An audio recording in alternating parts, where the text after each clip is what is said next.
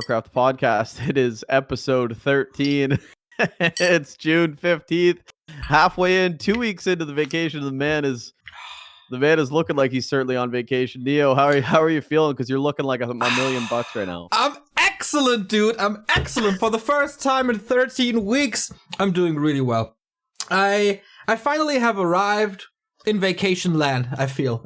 First 1.5 weeks was, I was supporting you guys a little. We were talking a lot about some stuff that was absolutely necessary. And now I feel like I really have time off and I enjoyed. Yesterday was the best day of my vacation, I think, or one of the top 2 days of my vacation.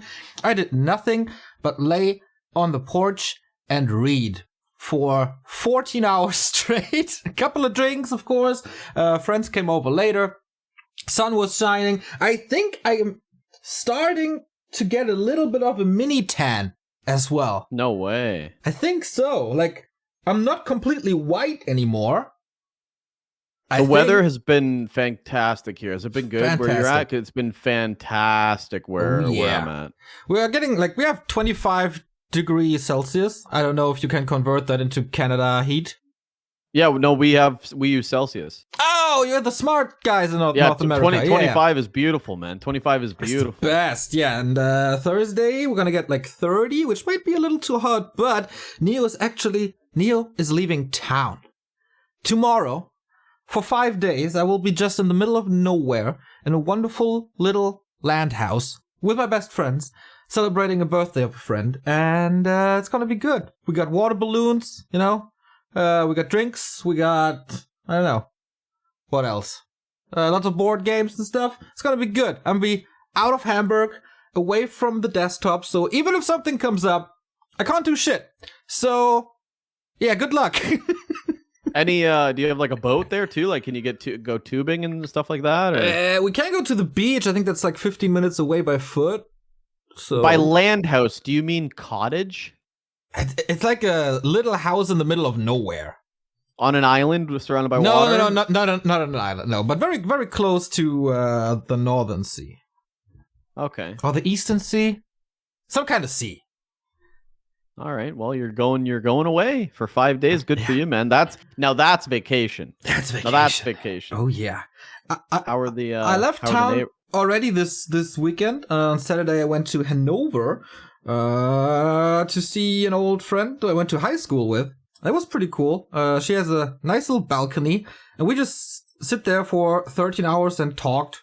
There was to catch up and stuff, and of course a couple of drinks were involved there as well. And I went to bed at 7:30 a.m., which was kind of crazy. And then I had to visit my family, who was also in Hanover by accident, at 11 a.m. So yeah, that was a little brutal for me. 3.5 hours of sleep, hungover, and see my family for the first time since Christmas. Yeah, it wasn't in the best shape, I gotta say. So this girl, is this someone that you've always been close with, but you've just never had the time to catch up, or are you just spontaneously asking people to hang out, or what's going on? No, I have 2 little siblings who are 6 and 9 years younger than I am, and she used to watch them back in the day when we were 14, 15 or something. And since then, to go party. Huh? Because you wanted to go party. No. My parents had to work, and she watched them because I was too lazy and too busy with homework. No, I didn't really want it. But yeah, she took care of my siblings, and we hung out and went to parties after. So since then, we know each other. It's always been very close, but a little on and off. But whenever we see each other, it's super close and super deep. And then we don't talk to each other for a year, and then it's the same thing happening again. It's really cool. Those are the best friendships sometimes, right? Man. Yeah, there's no commitments at all. It's just whenever you have time, whenever you feel like it, just contact me and we hang out. And yeah, that was. And the fam hangout, is that a good thing, or are you? Not much a family man, to be honest. You're too busy, man. You're way too busy. They're nice people, but I don't know. I don't feel the need to see them every 3 weeks or something. It's cool when I see them twice a year. I mean, we chat and stuff and we call each other, but Yeah, it's okay if I see them on Christmas and Easter or some birthdays or whatever. Family is not really close to me. I always considered my friends more of a family than my family. Yeah, my family used to be really close. I mean, my cousins used to come for dinner like once a month, and when I was very young, it seemed normal. And now, we do see each other pretty much at Christmas, which I also agree is fine. Yes.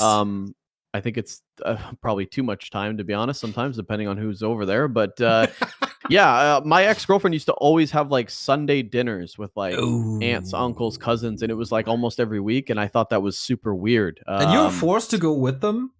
I had to do that if I wanted to, if I wanted to have love made to me. But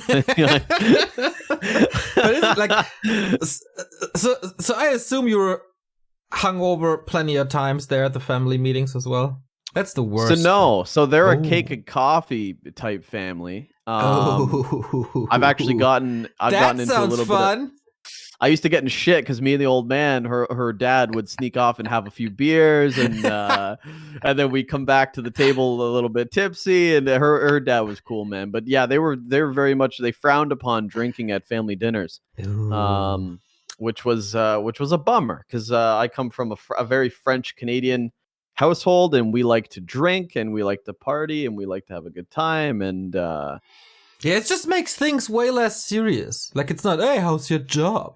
Oh, incredibly. That's what it was too. It was so serious. It was like walking into a questionnaire every week on like, what are you doing, and what is it what is that, and explain. And I don't want to explain anything to you. I just want to eat this pumpkin pie and go home. Yeah, And hey, where are the babies, by the way? When will we finally be grandparents? Any plans? Any plans? I don't think her family liked me, so they only brought that up once, like on year 2, and then on year 6 they didn't. They wanted me out, and no, they never brought that up. The aunts did though. The aunts were cool, but her mom and dad, no, they never did. Her dad was chill though. I miss her dad. I used to go golfing with her dad and her brothers. Ooh, rich I miss family, that. That was good. No, he worked where I worked. He was a welder at the plant where I'm working at now. It was a good living. Isn't golf like a sport for the super rich? I always envisioned that in my head. Maybe it's a stereotype. Skiing for sure. Oh, skiing for sure. Golf's pretty recreational. I mean, the clubs are pretty expensive, but you could find knockoff clubs for about $100 anywhere nowadays. But don't you need like a membership for the court? It's called court? No, not necessarily. So the golf course. You can go just willy-nilly, like individual visits. Some people get, if you're like an avid golfer, you might get a pass, and then it's about 10 visits to make up your money. Okay, fine. Which could be a lot in the summer, 10 to 15 visits. So I like to get just the individual pass. When I golf, I haven't golfed in a long time, and I do miss it. I do miss golfing. It's very relaxing. I'm not very good, and I don't want to golf with people that like, oh, give me a mulligan. Like, dude, just shoot it and relax. You know what I mean? Like, definitely keep score. Definitely keep correct score. But it's more about the talking part, right? Yeah, it's just the relaxing and go for your shot. And as you're going for your shot, you shoot the shit and you have a good time. Maybe you have a couple beers, suck them back, 2, 3, 4, 5, 6, 7, 2 per hole if you're buzzing. But yeah, no, I miss golf. I wish I golfed more. We're in like full lockdown here, so we've been barely. Yeah. I think we just opened up patio restaurants yesterday. I was about to say, didn't you bicker everyone 2 days ago. this weekend already? Like, patio's open, patio's open. I gotta leave. Patio's open. Okay, let me get into that. So I get every other weekend off. So the one weekend we had off, I was doing the next tournament, which was super early in the morning. And I wrote off my whole weekend because it was a very early broadcast. I think it was like 4 or 5 in the morning. And I just slept throughout the day. And then I woke up and did it again. And that was pretty much the weekend. And then I worked the next weekend. And then last weekend was the WGL closed qualifiers. I was the solo admin. Carson and Remo on the broadcast, and it's my job to run the fucking show. Now, that's my bread and butter, okay? Adminning, juggling a bunch of players, juggling the broadcast, making sure they have minimal downtime. My goal is to make sure the broadcast has minimal downtime, knows exactly what I know as I know it. My goal for the players is to cater to, are they ready to go? Make them veto, make them prepared. And then also there was 3 events going on at the same time. There was the Russian Cyber Games. There was that new Meta Games tournament. They did their week 1. And there was this one. So we had about 2 to 3 players that were juggling 3 tournaments at the same time, which kind of fucking pissed me off. But you have some fucking wild characters over in Europe, Neo. You got some wild fucking characters, and I broke it down actually in our chat because I was so frustrated. So the tournament ended up working out. I was so pissed. So what happened was I was trying to mitigate any downtime, which means I made groups for vetoes like well in advance, and I'm like messaging players like, "Hey, here's the order. You're A, you're B." I got some bones to pick with some of these guys, man.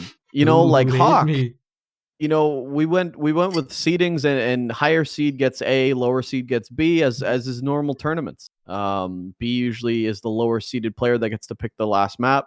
Hawk just decides, no, he's going to be A with Starshaped, and he did that for every series. And I'm like, man, that's not how it works. And luckily, Starshaped was a good guy, and he's like, oh, I don't give a shit. I was like, okay, but Hawk's just like, nah, he's going to be A.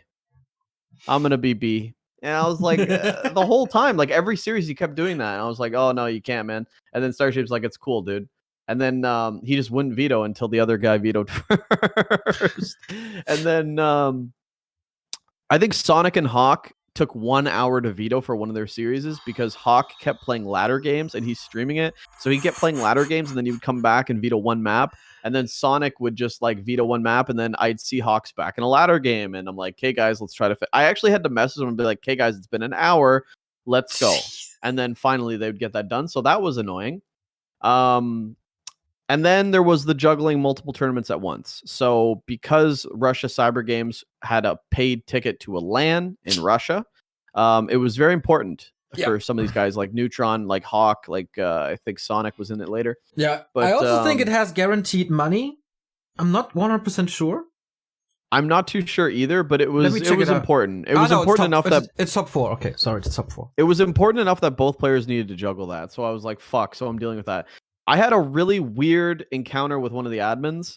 It was the weirdest request I've ever seen. So basically what happened at the end of the day was Hawk and Neutron were playing in the finals of that tournament and our tournament at the same time. Oh. So no matter what, one tournament was going to have to wait for a best of 5s. So one tournament was going to have to wait for an entire best of 5 before they could get ours. So I talked to the boys. They said that's fine. So we just did an hour break and let Russia Cyber Games take the lead and play a best of 5 first. That was annoying because at the end of the day, I'm trying to mitigate downtime. I did that all weekend long. And then the finals is a 1 hour delay. And I was like, fuck my life, dude. Okay, to be fair, with the Russian Cyber Games, I know the admin. He's usually very reasonable, pretty professional. He's always... Who is he? Who is he? Because if it's the same person, then I got a funny fucking... Okay, Robo Goblin, dude, love him to death. Good guy. And I agree with you.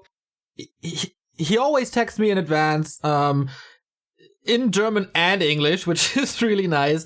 And he's always giving me all the dates. And this was an instant where we had to do the Western qualifier when we did them because WGL gave us a pretty tight deadline, as they always do. Like in the matter of, I think 3 weeks, and 1 weekend was blocked by something else. And Russian Cyber Games qualifiers and the main event, they've been scheduled for quite a long time. So we were the schedule invaders, I want to call it. I understand. And I totally knew that we did our schedule last minute and Russian Cyber Games did it in advance, and we are the ones impeding. I understood that the whole time. Robo Goblin, great guy, great admin. We worked together. We tried to. It worked out. One of the weirdest requests I've ever received from a counter admin in another tournament. Terra is playing Neutron in our losers round 3. Mm-hmm. And Neutron is waiting for the other tournament. So in retrospect, we could do... So right now, like the broadcast is on. It's 1-0 for Neutron against Terra. And Foggy and Hawk are waiting for Neutron and Terra to finish only because Hawk was fucking around on ladder and the other tournament And we had to make Foggy and Hawk wait an hour and a half before they could play. So we just played the losers round 3 first because they were ready, right? So because of all this fuckery, we got Neutron and Terror and Foggy and Hawk on deck. So because Neutron is waiting to play the Great Wall in the other tournament, trying to like create the tree in the listener's mind, Neutron is scheduled to play the Great Wall and he's holding up their tournament. But Hawk and Foggy are not in that tournament yet to play anymore. So we could do that. So Robo Goblin messages me and says, hey, can you tell Neutron and Terror to pause their series at 1-0 so we can have Neutron play the Great Wall, and while their series is paused, you could play Hawk and Foggy. And I sat there. What? And I literally said, no. We're not going to pause, first of all, the broadcast and just be like, oh, I know you guys were looking for game number 2, but we're actually just going to pause this one and switch to a best of 5. And it was the weirdest fucking thing ever. So I was juggling that. That was another thing. Having an admin from the other tournament tell me to pause our game mid-series because he said, and I quote, it's the perfect solution for players and streamers. Huh. I don't really agree. Yeah, I didn't either. And I told him, hey, man, I love you to death, but we're not doing it, brother. And then, of course, there's Johnny Cage. Johnny Cage, who had a great day 1. And then on day 2, he, in the vetoes, says something about, hey, Neutron, if you want, you could just take the def win. And I said, no. I said, no, you're going to play. And then Johnny says, okay, I'll play. And proceeds to just lose his Archmage without TPing twice in a row and loses out. So what the hell? I'm a huge Johnny. Was there an explanation for it or something? No explanation. I just think he didn't want to be there, but unbelievable. You know, I'm a big fan of Johnny Cage. First place, yeah. That's a little disappointing because he's such a good kid, especially at DreamHack, and super promising, of course, super talented. And whenever I had anything to do with him, he was super nice. He's super nice. I don't know what happened. Maybe he had a bad day. Yeah, maybe he took it out. He took it out on us, but a bad showing, man. And Carson, right before that series, was like, "Wow, you guys are really hyping up Johnny Cage. I can't wait to see his games." And I was like, "Dude, he's way better than that." So it was disappointing. But you know, silver lining, Foggy is one of the best players to work with. Yeah. He's perfect. He's super cool, super chill. I think he waited around so much because Hawk was fucking with him. So I think he waited like an extra hour in his series. Totally chill, totally cool. I was trying to keep communication with him, saying like, hey, it's 1-0 in their series. You'll play next. Okay, Hawk's not ready. So we will just go with the next match. I'm sorry, but he's not ready, you know. Super cool. And another really cool player in Europe is Krav. Right? He wasn't in this tournament. But I've been inviting him to Dust League, and he told me that he might stop playing Warcraft 3 because of a personal injury. Oh, which I didn't know. So I didn't know either. So I didn't know that. So it was one of those injuries where, like, yeah, man, you can't play Warcraft 3.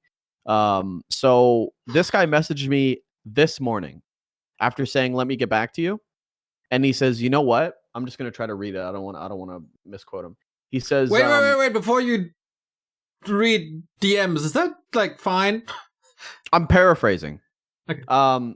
Basically he says you can count me in because I want to test my limits without big training, and I'm a competitor. Sick. Crap. So Crab's in Dust League. Dude, that is so sick. Well, I really hope he's not injured too badly, because then it could make everything worse, obviously, if he keeps on grinding. And yeah, that's what I said to him too. I said, if you want to drop out at any time, feel free. That's totally understandable, and there won't be any consequences. But fair. He wants to test his might, and what a competitor, man! That's what it's all about at the end of the day. Yeah, that's and what it's all like, even if he's not playing at 100%, he's always extra value to a tournament, because he has fun games, and he's also such a likable character.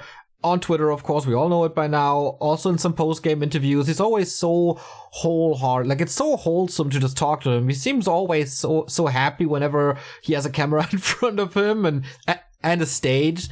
Yeah, I love Krav as well. Cool to have him in Dust League.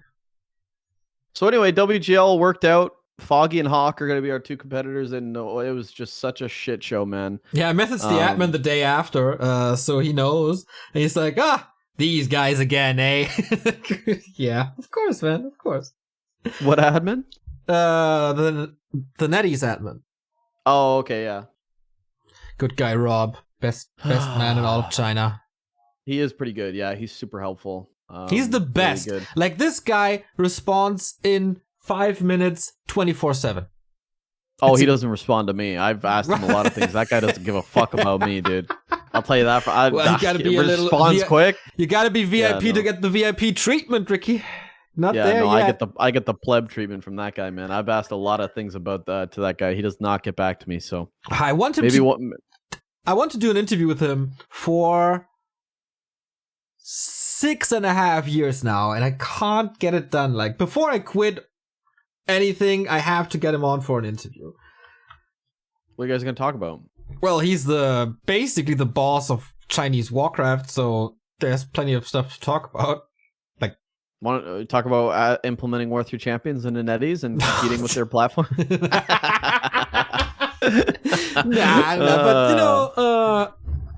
what NetEase does and how it's structured would be super interesting. How they make decisions and stuff.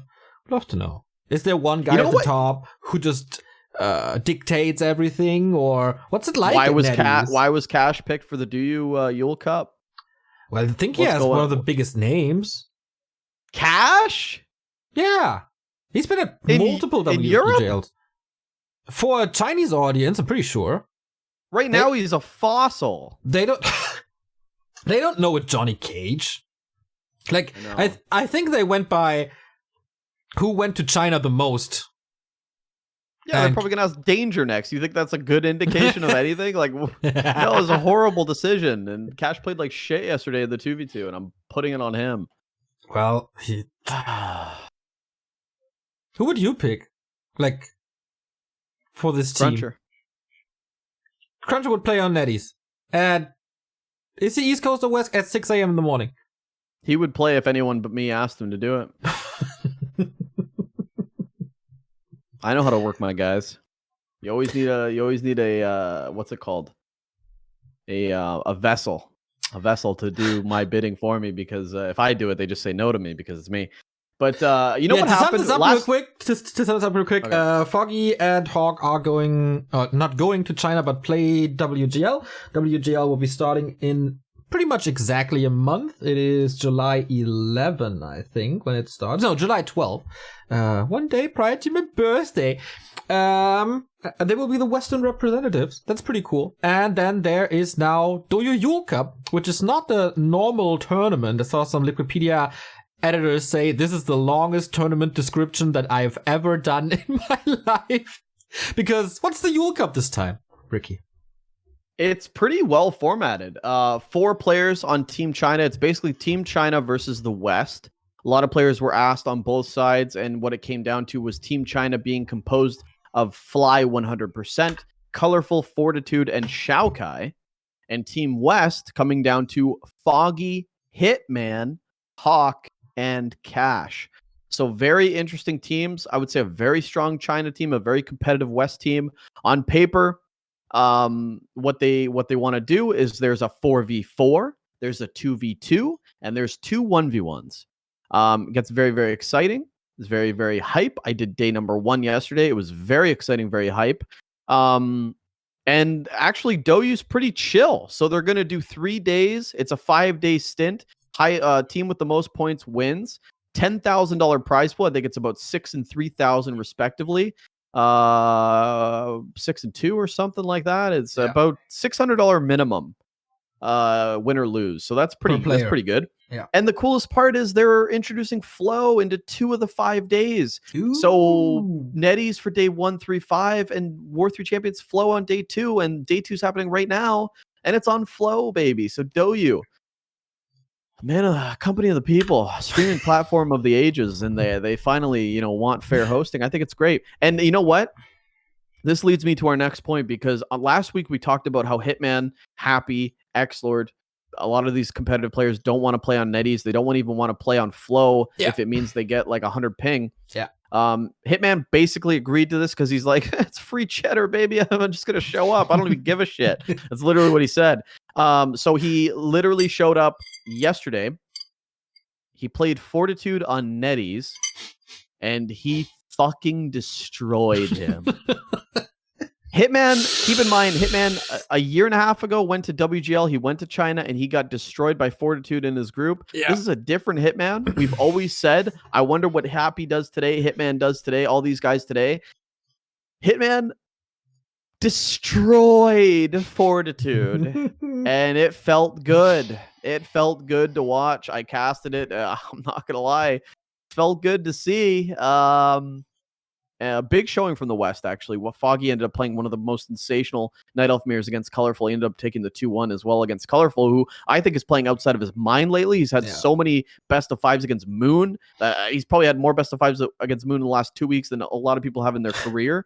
So to win like that, Foggy literally out-microed him in game 3 as well. It was beautiful on Turtle Rock. So the West team coming out big to play, and by the time you guys see this, listen to this podcast, if you're not on Patreon, it'll be, the event will be over. So, but there's always the VODs on YouTube, right? At the moment, Hawk just defeated Shao Kai 2-1 on Flow. So the West is looking pretty good on this. Yeah, it's a really cool format. Of course, I think it's super fair that since it's a Chinese tournament, they get the host advantage in the end, with the day 5 being the third host on NetEase. But apparently, the European team doesn't mind too much, at least when it comes to the results, or when it comes to being competitive.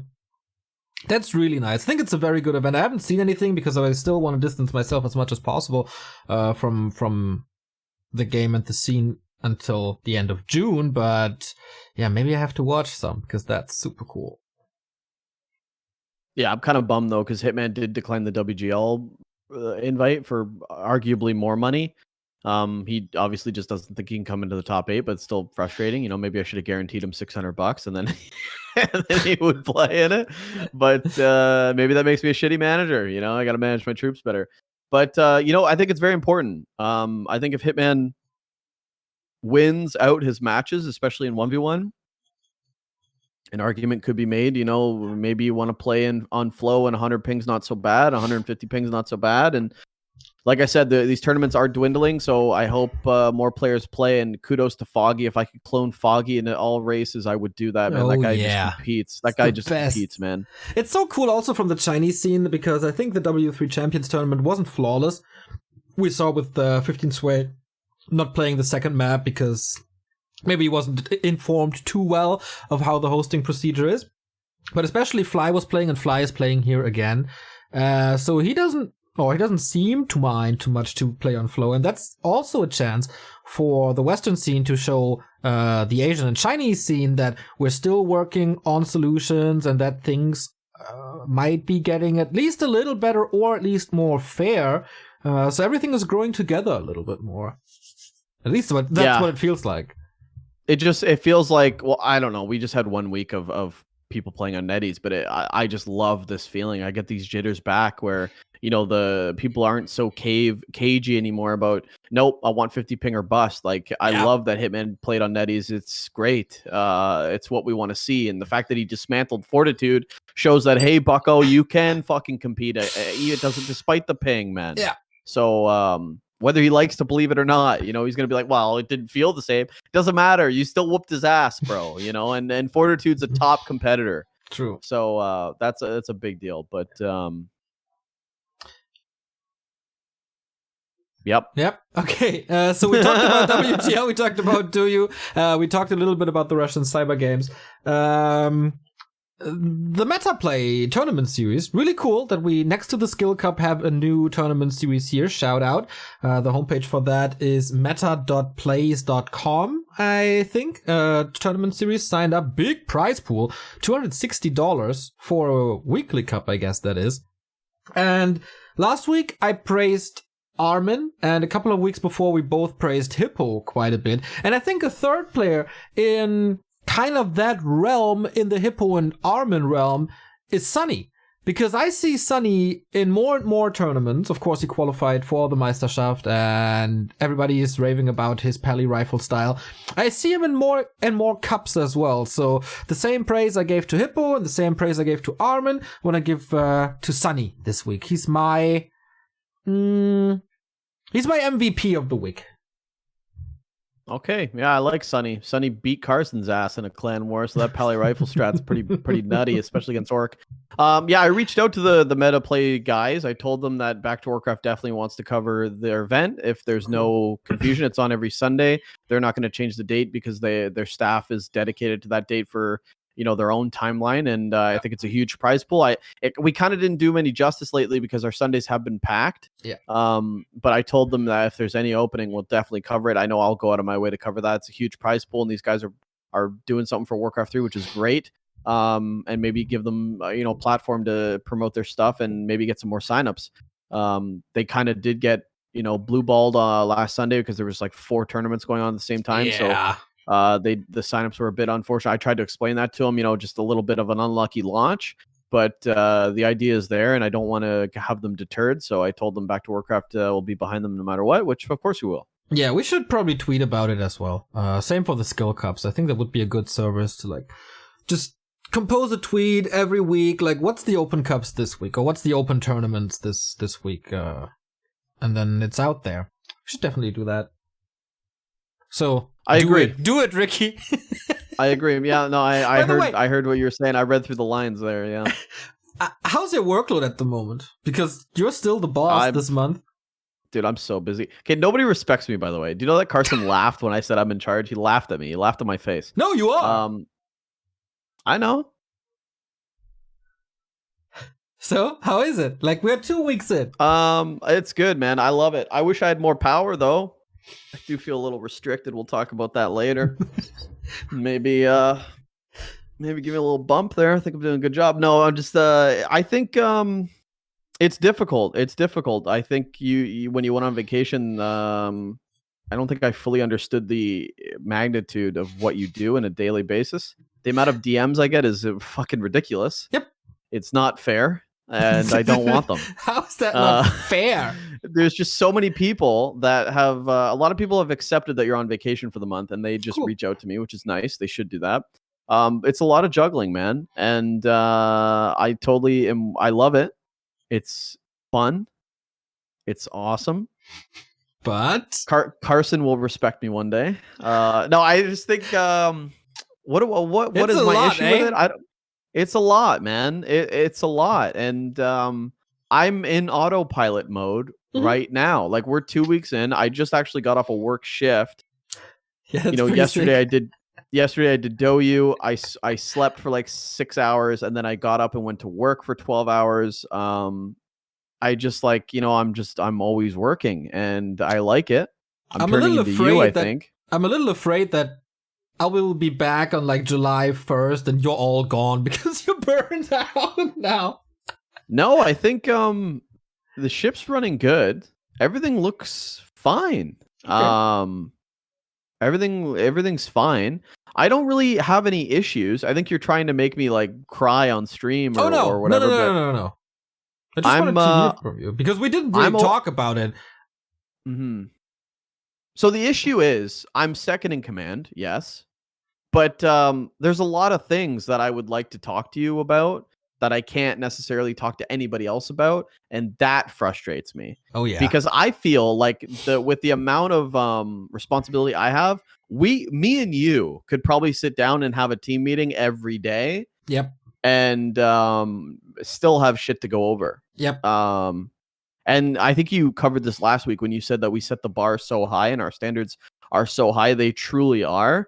There are certain things that we just have to do, and we try to make the coverage as good as possible. And you forget at the end of the day that we're just Warcraft 3 broadcasters. But fuck, man, it's a lot of work to keep this channel going. Yeah, I'm gaining a lot of more respect for you. I've always had respect for you, but true. I'm gaining a lot more respect for the actual behind the scenes. And I hope you're enjoying your vacation, because the pressure is definitely on me. I know. You will. You'll get a you'll get a pat on the back once I'm really back. But you found time to be on the town hall this week. It was the drama episode. Yeah, what the fuck is up with Todd? Just the drama episode. He invites me on and he goes, "You want to come on the town hall?" And naturally, I'm like, "Sure." And then he's like, it's about drama. And I'm like, well, fuck, no, not really, dude. I'm not trying to get fired from my Back to Warcraft gig. And as soon as I hear Todd's Town Hall, like maybe a year ago, I would have been like, hell yeah, let's start some shit and go somewhere. But I've already got the dream gig. I can only fuck it up now. You know what I mean? So like I was kind of scared, man. I went on Town Hall and I was kind of scared. I was like, dude, I don't want to rock the boat. So and the I thought it was good though. Was featuring Insub, Carson, you, Todd, and later to some degree Remo. What are you smiling about? I mean, there's a quote that I'm probably gonna make like my follow alert on my own personal Twitch, and it's Remo coming out of nowhere. Fuck you, War 3 champions. I don't know if you saw that. What? No, I tuned out. So we were talking about how the Flow hosting system and fair hosting conditions, and Remo went on this tirade about, you know, like let people veto host, like it's insane that you don't allow them to How just is pick that a about region. drama? And like why? well, he was just going on a drunken tirade, but long story short, he just goes on this like rant, and then he just segues with no provocation. He just segues into like obviously if people are just gonna, like, you're talking about ladder integrity, like people can just check Happy's stream and dodge him and not queue. Where's your ladder integrity there, War 3 champions? And then he just goes, fuck you, War 3 champions. It's so funny, man. He took it back right away, obviously, but when Remo's on the drink, it is thoroughly good. It feels like he has to get a lot off his chest in those moments. Yeah, you know Remo Demo. He's a very full of bravado, ego man. He loves to hear himself talk. He's the messiah of his own ways, you know, sometimes, and we're all just basking in his greatness. That is Remo the Demo John Travolta man. Remo the ego man. Yeah, but you know what? He means well. I think not because we are doing this podcast and because I like you so much, but I think you got treated pretty unfair on that podcast, because it was, of course, about all the Todd versus Mousebots drama and the Insub versus X-Lord drama, etc., etc. We all covered this in previous podcasts, so I don't think we have to repeat it. And I'm not 100% sure about like specific things you said, but I think everything you said made a lot of sense and was looking at both perspectives, right? And I felt like the other guys on the podcast show, whatever, just shut you down, not because of your points, but because you are you. Did you feel the same? Am I holding you at gunpoint right now, or like this was my feeling. I felt you've been treated so unfair, and you made on average the best points in the show. Carson made some good points. Insert made some very good points as well.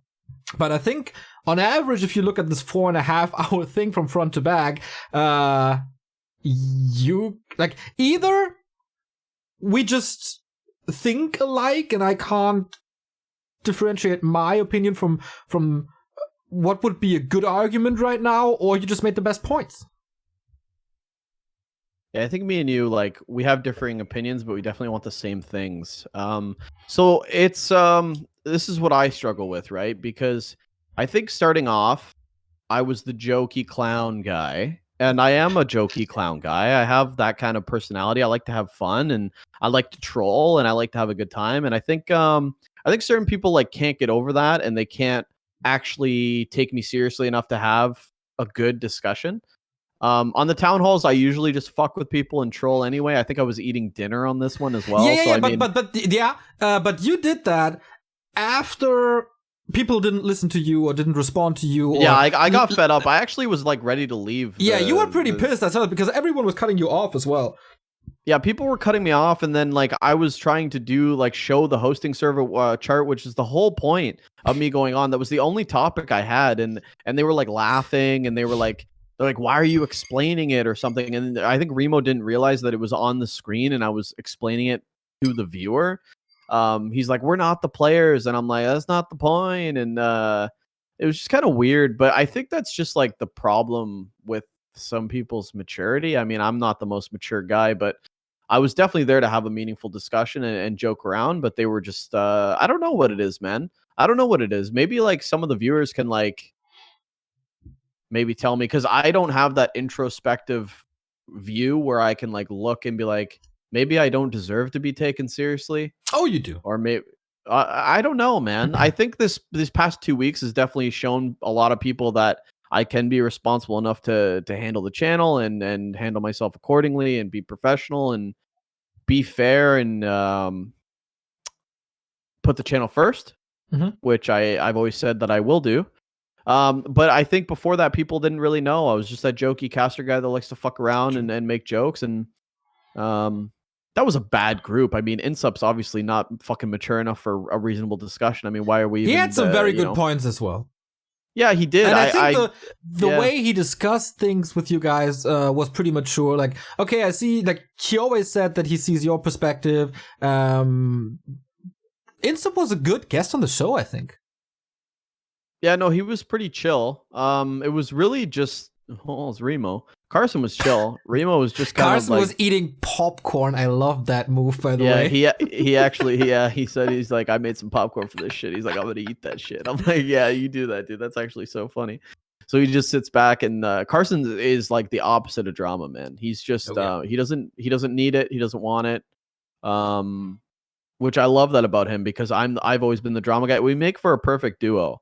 Because he's always been the guy that's liked, and I'm just the guy getting all the points across that nobody else wants to say. But yeah, I don't know, man. I definitely was pissed because they were cutting me off and they were laughing, and I don't know, they were fucking around. I was fucking around too. I'm not too sure. People that watch it, it's on Todd's YouTube. Give it a watch. It's the town hall. Let me know what you think. Yeah, there was one thing. I had some good points.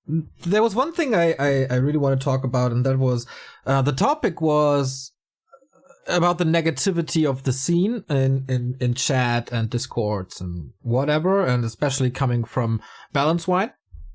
And we discussed this here at length as well when I had my little rage. And now I got like 2 to 3 weeks distance to when I felt that way. And you were talking about this topic for 45, 50 minutes.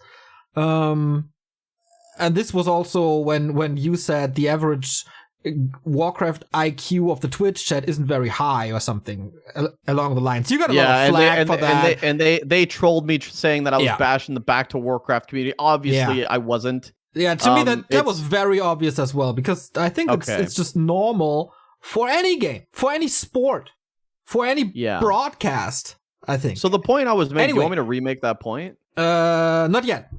So it was all about negativity. And not one person that was on the broadcast thought, maybe we can fight the negativity with positivity. Not a single one. Because a lot of this discussion was about when a game is over, there's blame on balance, right? So let's say, like, my approach to this would be to educate viewers to just praise players if they feel like it. Because that is a task for the silent majority that we got in chats and on socials and on Reddit or whatever. Just fight these whiners with a well-played GG. Because if there's more of the well-played GG, Foggy is so cool comments, then this waters down the whining. Like, if there's just 5 whine comments and nothing positive, obviously the negativity stands out because it's 5-0. But if you fight it and it's a little bit of whining and a little bit of praise for the player, then it evens out, and all of a sudden it's a whole different perspective on chat and on community. And this is also very motivating for players, of course, especially in amateur cups, in qualifiers where the community is actively taking part in it, when it's not only the pro players. So I think, and I said this a couple of years ago, but I think I have to repeat this forever, that this is the least thing next to just tuning in that the community can do. Just praise a play, praise a player, praise a map, like tell how exciting this was maybe. Of course there's maps where stuff is just boring. That's in every sport, that's in every book, that's in the entire entertainment system it happens. But give credit where credit is due, give praise where praise is due, and make everything better by just simply a couple of words. So I agree with that. And my main point was, because the community, the Back to Warcraft viewers, they don't have a high Warcraft 3 game IQ, which is what I was trying to say. They don't really necessarily know what they're watching. For the most part, they just want to be entertained, and they like to watch Warcraft 3. Like, we don't have a high Warcraft game IQ. No, we have a higher one than them, though. In comparison, comparison, but obviously compared to the pros, not even close. But my point was, because they don't understand the game, that makes them incredibly impressionable. Yes. And that was the word I used. That was one of the best things I heard on this entire episode. That means they're going to listen to the opinions of people they admire, which in this case would be a Todd on the screen, would be a you, would be Remo, would be maybe me, because I'm just on the screen. So automatically you command respect when you have high viewership and you're in a position like this, which, you know, I'm thankful to be in, but it is a lot of power. And the truth is, we built this wine cesspool, whether we like to believe it or not. We did, because we, as the people that have an impression on a lot of people, chose not to do positivity, chose to join the troll fest and say, you know what, this is imbalanced. And the point I was trying to make was, I think I made the curse point, where is, if we just all like had a secret meeting and said, you know, for the next year we're just going to say curse is imbalanced, we could get the whole community to believe curse is imbalanced. Yes. The same way that if a patch comes out and let's say they fix the chicken shadows, we could say that the game is patched. 1.325 fixed the game. We could lie about that and say that for a year, say that the game is patched right now. So if he lost, it was because he's not good enough. We could change the narrative, because people aren't going to do their own research and be like, this patch didn't fix anything. Like, what are you talking about? It's because the people are so impressionable, because they're not going to do their own research, because they don't know what we're saying. And I'm not trying to bash them, but it's just the truth, you know, like, they don't understand the thinking behind it, but they do listen to the Grubbies and the Todds and the Remos and the Neos and the Muslims and the Hawks and the Happies, and they listen to all of them. And if we would actually understand the power that we do have, we could change the narrative. It's been so far gone for so long that there's people that can't be saved, but for the most part, we could change that, because of how impressionable this community is. And I did say that it's only really this community. I don't see any other community that we can change the narrative on, but it's because they don't know what they're looking at half the time that we could change it. That was the point I was trying to make. And they were trying to say that I think Back to Warcraft viewers are stupid, which is not what I was trying to say at all. I don't think they're stupid. At least to me, it didn't come across like that at all. And then it was just fun, I guess, which I don't think was funny. But I totally agree with your point. And just to give a different example of how impressionable the community is, like, this was also a topic on the town hall, like the influence that Todd has on the scene. Do you think that the Dispel emote would be so big if it would only be on Death Note stream, if Todd didn't pick it up? No freaking way. Same with Let's Go Champ by Mikhail. Do you think if just Mikhail does it, it's gonna be that big? No fucking way. Todd has a great gift that he can. He has one of the biggest impacts, I think. Pick this up and make the memes like spread everywhere. This is really cool, but this, of course, has the dark side of when he, after a game, is a little frustrated and talks about balance, that this has the same impact. Yes. And that's the same when we do stuff. Like, Remo's hate on Echo Isles, for example. This scene is such an echo chamber. There's so many parrots in the scene. And I totally agree with you there. We can change the narrative. Like, I keep on saying that Amazonia is boring, and slowly but steady it's spreading as well. You said a couple of minutes ago that we build the cesspool to a degree, I think, but I think the bigger mistake is to not fight the cesspool enough.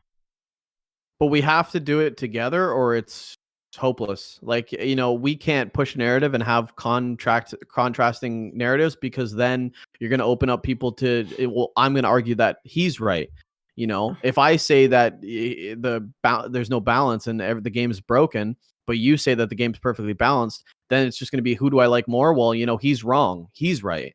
If we all, like, that's why I said, if we had like a secret meeting and we could just take everyone, I totally get the point, and be like, yo, like, that would be dope, but it's not going to happen, man. And there's a reason why we're in this position anyways, because people aren't okay with it. People don't want it. People like to bitch. People like to moan. People like to blame other things for their faults. Can you moan for me real quick, Ricky? And that's the problem with RTS, I think. I think RTS is such an individual-based game where it's literally you against them. That, in a 5-man shooter, you can blame your teammates. You can blame luck. You can blame ping. But in this type of match, it is really you against them. And a lot of people have a hard time dealing with, I just was the worst player. Yeah, that's a problem. I tried something, like, I think I started this like 1.5 years ago, not to a crazy degree, but instead of talking about races and army compositions, and this is also something that Carson does on Theorycraft a lot, is talk about timings. Because that is such an important part of the game that no average viewer is talking about. They always talk about heroes, levels, items, maps maybe, and of course race. But timings is not oftentimes mentioned. And we should bring that a little forward. But on the other side, I think in general, if we have the time to do it, and if there's big matches, we do a pretty decent post-game analysis most of the time. And still, for some reason, that doesn't reach people. They don't really listen. I mean, they could agree, they could disagree, but I oftentimes get zero feedback on post-game summaries. Yeah, I agree. I get a lot of kickback in mine. Because they're always wrong. I really point out the obvious, though, man. Like, he lost his Archmage, he didn't TP. Like, something that simple, you know what I mean? Like, that's and your you role, still get though. kickback. Yeah, you still get kickback, though. I don't know. It's tough, man. I do think that most casters have a pretty good grasp of post-game analysis. I do think so. I do think that they find exactly what the reason is why that player lost, especially like the high caliber ones, like a Todd and a Remo and Carson. I don't really know if my post-game analysis is good. I just really point out the obvious, I think. Yeah, I mean, you're the player I play just like me. In general, in a dual cast, you are supposed to give the, like, not a groundbreaking summary, but just provide the ground for the analyst to go into a deep dive, right? So that's our job. To let the analyst shine. So we go super basic and sum up a story, maybe. So the 9-game win streak of against is over now, and the reason comes from Carson and Remo and whatever. That is, I think, how it ideally should be. But people have to listen to these explanations as well. Yeah, I also think, like, for the most part, and I do believe this, the majority of chats are cool, man. Like, majority of the chats are entertained, majority of the chats listen, majority of the chats understand. It's really, I think, the trolls and just the negative people that we see the most, and there's very few. If you actually count them, very few. I even get this all the time where it's like, hey, man, like, majority of the people totally like it, just relax, that guy's a hater, don't listen to him. And they weigh heavy. Like, one hater weighs more than 1,000 loved comments. That's true. That's just 100% true, man. You see the negative before the positive, and for the most part, man, everything's pretty good. It's just that point that I made, it came from the heart. I don't think we'll ever get there, and it's sad to think about.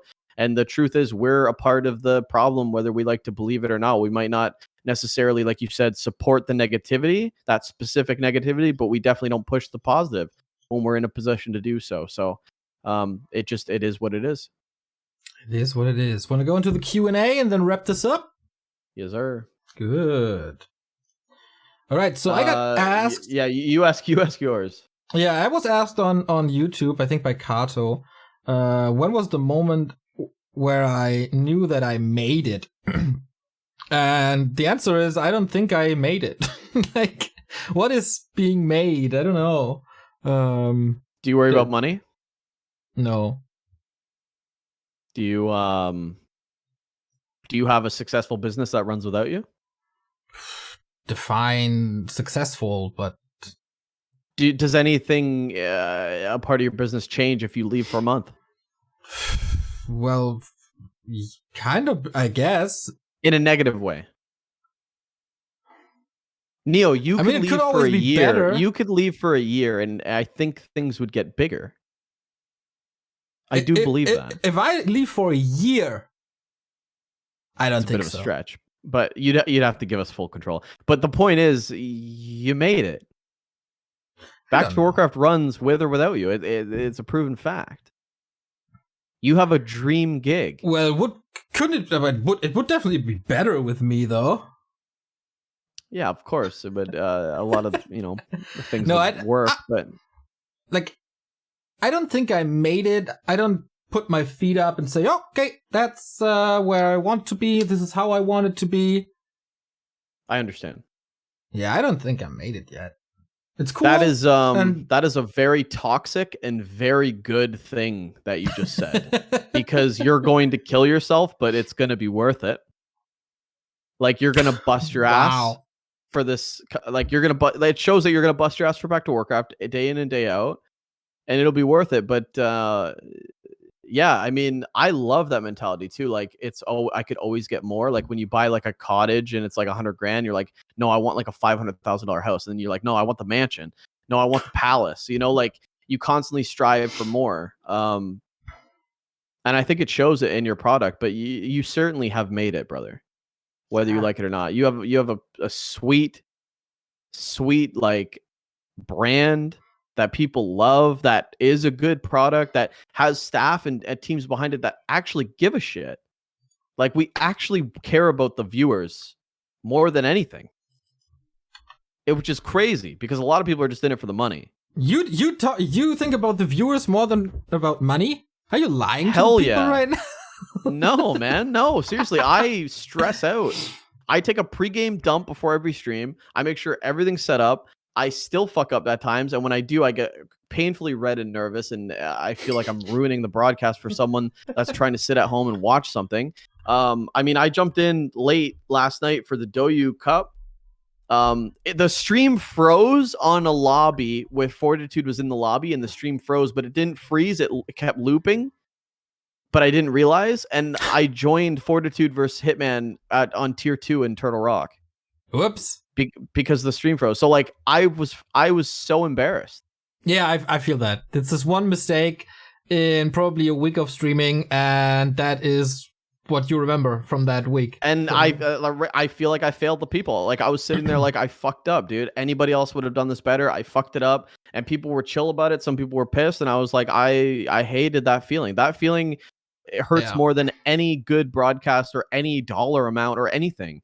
I don't want people to have a shit show. Like, I set the bar higher than that. Yeah. And I think everyone does. And that's what I was trying to say. Like, you have built a team where even the mods, like, everyone is so like suit and tie, ready to go. Let's go to work. Let's go to war to put on a good show. I think you fucking made it, bro. You've been off for 2 weeks, and it's been nothing but net. Could have been better, though. I never saw like a bracket tweet about WGL, etc., etc. We will talk about that. We'll see you guys next week. In private, then. I mean, yeah, could have. Motherfucker. Well, you could have done this better. Yeah, I mean, for sure. But I think, I'm not trying to inflate your ego, but you have something that's very, very cool, man. All right, next question. All right, next. Sorry, Kato, if that didn't satisfy you, but yeah, I don't really feel that way. The moment he doesn't feel that way because he keeps striving for more, and he's consistently unsatisfied, which is a good thing, Kato. But yes, it's a very good question. He understands what you mean. I think a very important moment was though when there was a point where we didn't have to ask if we would be flown into China for WGL. It was just a fact. Like, it was just clear. The Chinese knew, we knew. We didn't have to negotiate anything. It was a gentleman's agreement of we run the qualifiers, they fly us in, and at some point we didn't have to talk about it anymore. Just do it. That was a cool moment. That was an important moment, I think. Maybe that's a little more insightful. I don't know when that was though. How about when you're working with ESL and like the deal Back2Warcraft has there? Did you ever look at that and just go, "Wow, we made it"? I think that's really cool, and put us on another level for sure. But it's not a moment. Like, everything is this kind of deal is too temporary for me. Like, this is a cool thing on top that could last for a year or two or maybe forever. But I'm not delusional. I think this I always think very short term when it comes to deals like these. And just try to continue build the foundation that you're not dependent on deals like this. What's home to you then? Home? Like, obviously that's temporary. Like, the ESL could go away. What is like the foundation what is in your head? Perfect structure foundation for Back2Warcraft. No, I was just thinking more financially in subs, donations, merch, Patreon, ad revenue terms. Well, those always fluctuate, right? That is correct. But yeah, you do have a baseline at some point. Home is the concert venue that I miss so much. All right, let's go to the next question by Rinaldi. He says, Ricky mentioned a US West 6 for California. Yep, it's Los Angeles. He goes, can you talk more about this maybe? Like, how did that server get spun up? Talking about how I made the server chart. I mentioned that War 3 Champions added Fluxu, specifically added US West 6 in replacement of US West 5. So US West 5 was Washington, and that server was very buggy. So basically they replaced it with US West 6 in quotations, which is Los Angeles, California, another West Coast server. So the way it works, I talked with Fluxu a bit. He showed me a little bit behind the scenes. Is because, Rinaldi says, with unlimited resources, can't we just get servers anywhere, Forehead, and make it all work? The answer is no, unfortunately. So the servers that they use specifically, and I don't know much about like platforms for servers, but the ones that they listed us were like very high-end servers. They're not very expensive. They're about $20 per server, which is not very expensive per month. But the problem is there's very limited ones because they need to be secure. They need to be able to be legit. And there's only a couple of outlets that offer this kind of service. So the service that War 3 Champions uses for Flow only offers a limited amount of regions. So, for example, I really want a Philadelphia server because that would solve the US West versus Russia predicament. They would both have 120 ping. I think they would both have 110 ping, actually. However, Philadelphia is not an option. It's not one of the listed servers that they have. They don't have a database in that region. So the problem becomes, big companies like Microsoft that sell these servers, they don't have secure regions everywhere. So you have to really handpick from, in America, there's about 12. There's about 12 regions. There's about 3 in the West, a couple out East, Virginia, Georgia, and you have to kind of mix and match. So what War 3 Champions has done is mixed and matched the available servers with, the best options. And that's why in the podcast last week, I said this is the best option we're going to get for Flow hosting in Warcraft 3, because these are secure servers that we can rely on. And you can't just buy a willy-nilly server. They're not on buyaserver.com. You have to get them secured, and you have to also be able to route them to your platform, which is, very important. So to answer your question, if we had unlimited resources, maybe we could find another company that has more, and maybe they're more expensive. I don't know. I don't think we've really looked into it that much, but we've got the best that we could possibly get without deep diving, and these are the best optimal servers. And LA is a compared to Washington, US West 5, LA is a lot better, but it still doesn't fix a lot of the issues. It keeps the chart relatively the same. So to answer your question, but I think that answered the question pretty well. It's about limited resources, unfortunately, limited servers that we can use that are secure and offer the routing that we need and are legit. Right. I have no idea about that, so I just pay for that stuff. I could be completely wrong, but I do think that based on the talks I had with the actual server people, this is pretty much the gist. Okay. Cool. That's it. Pretty much exactly 1 hour. Little extra. Wonderful. I'm off to more vacation and to actually leaving the city. Hope you have a wonderful time. I hope you don't get too stressed, Ricky. Take some time off. Don't burn out on me. We need you. We love you. And we see each other next week. I'll see you next week. Enjoy your vacation.